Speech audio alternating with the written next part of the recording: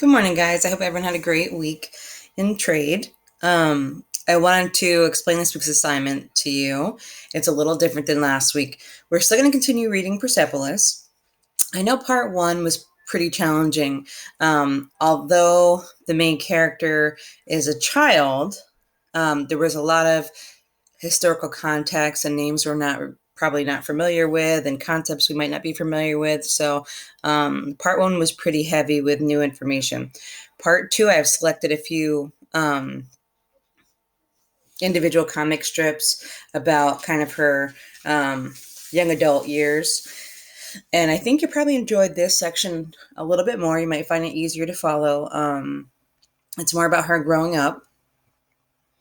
Of course, there's this war going on, so we see this kind of balance of she's going to her first party while other kids are dying on a battlefield. So it's like trying to balance these, just making it into adulthood, through your teenage years, and also dealing with being at war and basically everything about your life changing.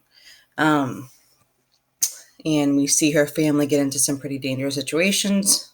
But I think this section is definitely going to be easier to read and probably a bit more engaging for you.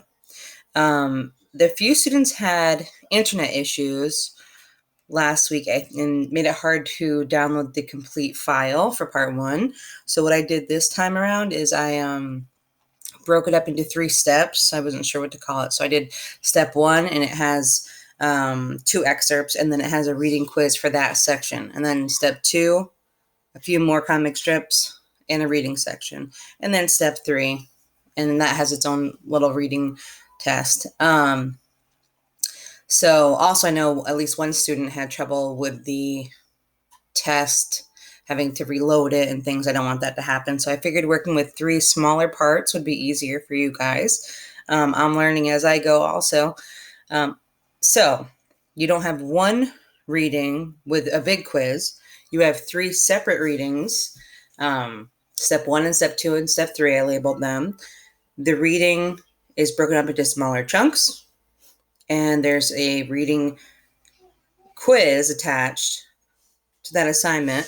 The way I set up the open book test is a little different. It's still an open book test, so you can still go back and revise if you want. You can still preview the questions and then go back and do your reading.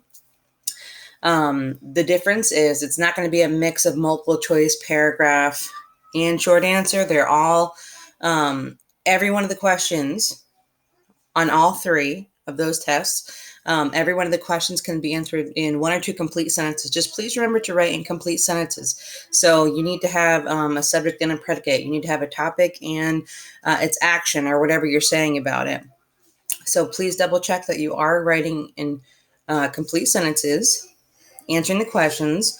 1 or 2 sentences is fine. That's all I'm looking for. But they should be clear and detailed. So 1 sentence, but well written and specific.